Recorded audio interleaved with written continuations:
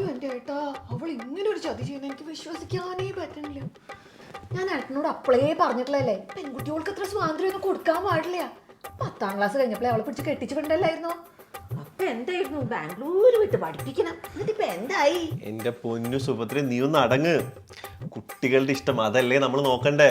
ഓ പിന്നെ കുട്ടികളുടെ ഇഷ്ടം, എല്ലാവരും കുട്ടികളുടെ ഇഷ്ടം നോക്കിയിട്ടല്ലേ. എൻ്റെ കാലത്തൊന്നും ആരും എന്നോട് ഒരു ഇഷ്ടവും ചോദിച്ചിട്ടില്ല. ഏട്ടനൊരു കോന്തനെയെ കാണിച്ചു തന്നു, ഞാൻ അങ്ങടാ കെട്ടി. എന്നിട്ട് ഇപ്പൊ എന്തേലും കുഴപ്പമുണ്ടായോ? ഇതിപ്പോ അങ്ങനെയാണോ? ഒരു അന്യജാതിക്കാരൻ.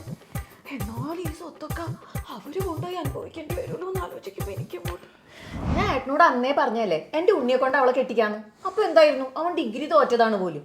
അതിനെന്താ, +2 പാസ്സായിട്ടുള്ളതല്ലേ. മാത്രമല്ല വീട്ടീന്ന് പോലെ എൻ്റെ ഉണ്ണി പുറത്തിറങ്ങില്ല, അറിയോ? പുറത്തിറങ്ങാൻ അവന് ജോലിയും കൂലി ഇല്ലല്ലോ. ഓ ജോലിയും കൂലി ഇല്ലെങ്കിൽ ഇപ്പൊ എന്താ, ആ കിഴക്കേ തൊടിയിൽ തേങ്ങ പറക്കിലിറ്റാൻ കിട്ടും എൻ്റെ ഉണ്ണിക്ക് ഇരുന്നുണ്ണാനുള്ള കാശ്. ഇത്രേ ഐശ്വര്യമുള്ളൊരു കുട്ടീനെ വേണ്ടാന്ന് പറയണം അവളുടെ ഒരു അഹങ്കാരം. ഇപ്പൊ അവനെന്താ മുറി അടച്ചിട്ട് ഏത് നേരം എഴുത്തും വായനയാ. മാത്രല്ല വലിയ ഭക്തിമാർഗത്തിലോ. ഇപ്പൊ അടുത്ത് പറയണ്ടായിരുന്നു എന്തോ കൈലാസത്തിലോ ഹിമാലയത്തിലോ ഒക്കെ പോണെന്ന്.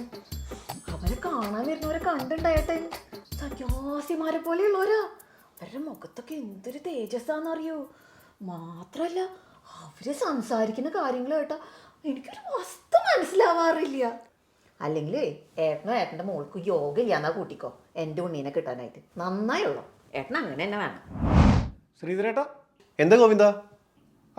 സുഭദ്രയിച്ച് ഇവിടെ ഉണ്ടാ? ഞാൻ എന്തോരം വിളിച്ചു. എന്ത് ഗോവിന്ദ? അപ്പൊ ഒന്നും അറിഞ്ഞില്ലേ? ഉണ്ണിയെ പോലീസുകാർ പിടിച്ചോണ്ട് പോയി. അയ്യോ, എന്റെ തങ്കപ്പെട്ട കുട്ടീനെ ആരോ കള്ളക്കേസിന് കൊടുക്കി. അവനൊരു പാവാട്ടാ. എന്തേ പറഞ്ഞു ഗോവിന്ദ? എന്റെ ശ്രീധരേട്ട, ഈ ഉണ്ണി എന്ന് പറഞ്ഞവനുണ്ടല്ലോ, കഞ്ചാവ് ബിസിനസ് ആയിരുന്നു. വീട്ടിലാണ് അവൻ കഞ്ചാവ് ബിസിനസ് നടത്തിയിരുന്നത്. ഈ ഹിമാലയത്തുനിന്നും അരുണാചൽ പ്രദേശിൽ നിന്നൊക്കെ ഹോൾസെയിലായിട്ടാണ് അവൻ്റെ സപ്ലൈ.